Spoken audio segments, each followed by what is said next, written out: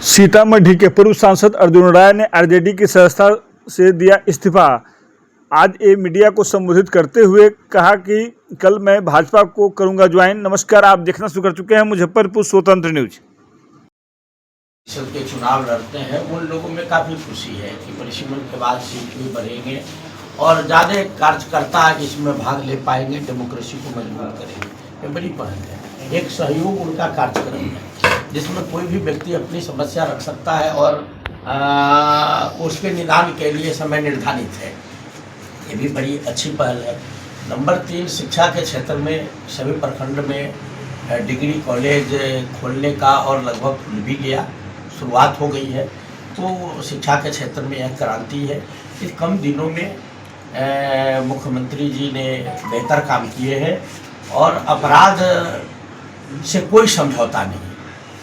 और इसी बीच में आपने देखा कि IAS ऑफिसर जो भी और अखंड भारत के लिए वह कलंक था 370, इसको इन्होंने हटाया, बड़ी बारीकी से टैकल किया और आज पूरा भारत एक है।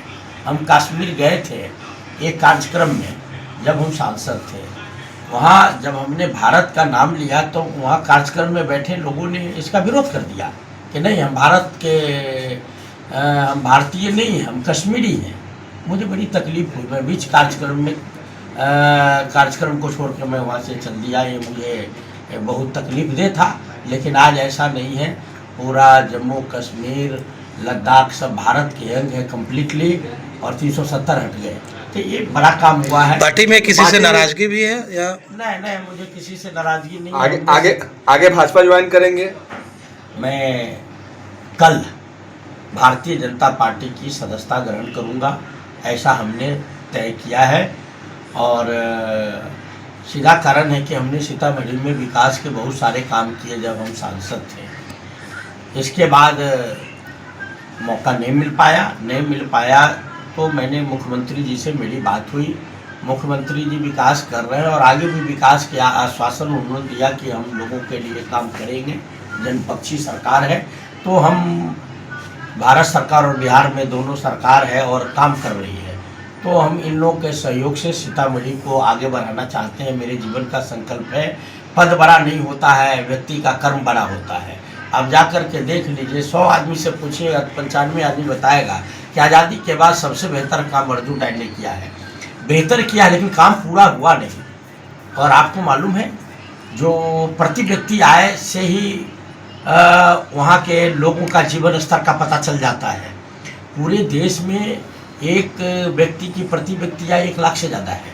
बिहार में औसत एक व्यक्ति की आय 76,000 से ज़्यादा है। सीतामढ़ी में मालूम है, सीतामढ़ी में एक व्यक्ति की आय 21,000 रुपये है साल में। बिहार देश में सबसे गरीब 3 जिले हैं, 1 नंबर में शिवहर, 2 नंबर में अररिया और 3 नंबर में सीतामढ़ी। नाम काम कर रहे हैं। यहाँ औड़ाई है, औड़ाई बाढ़ का इलाका था। हमने बाढ़ से मुक्ति लगभग दिलाई। कम समय ही MLA और मंत्री रहे तो हम केवल बाढ़ से मुक्ति, अपराध से मुक्ति। और आप बगल में जाके देखते होंगे NH 527 थी। बिहार में इतनी अच्छी कंक्रीट सड़क बिहार सरकार में पहले हमने सांसद रहते इसकी स्वीकृति कराई और फाइनल स्टेज में है। ये सड़क बनते बनते लगभग 60 किलोमीटर है। जनकपुर आप तुरंत चले जाइएगा, मझौली में पकड़िए और सीधे चले जाइए जनकपुर। ये 60 किलोमीटर सड़क और पुल बनने में 2000 करोड़ यानी 20 अरब रुपये लग रहे हैं लगभग।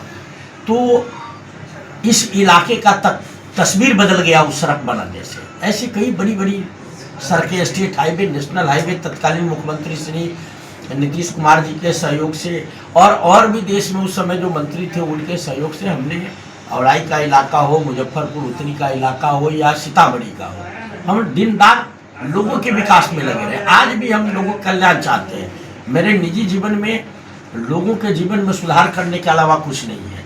और जहाँ हम काम कर रहे हैं वहाँ हम चुनाव लड़ सकते हैं, जीत सकते हैं, हार सकते हैं, लेकिन लोगों के जीवन में अमूलचूल परिवर्तन के लिए जो रास्ते हैं वो रास्ते हमने अख्तियार करने का मन बनाया है। और संभावना है कि कल हम श्री नरेंद्र मोदी जी की अगुवाई वाली जो पार्टी काम कर रही है देश में, श्री नितिन नवीन जी जिसके राष्ट्रीय अध्यक्ष हैं, और बिहार में श्री सम्राट चौधरी जी की अगुवाई में काम करने वाली पार्टी गठबंधन, और उसी में भारतीय जनता पार्टी की मैं सदस्यता कल लेने की तैयारी में हूँ, और निश्चित रूप से हम कल से सीतामढ़ी और इस इलाके और बिहार के तरक्की में अपनी भूमिका अदा करने का प्रयास करूँगा। चलो कोई भी सवाल है तो आप कर सकते हैं।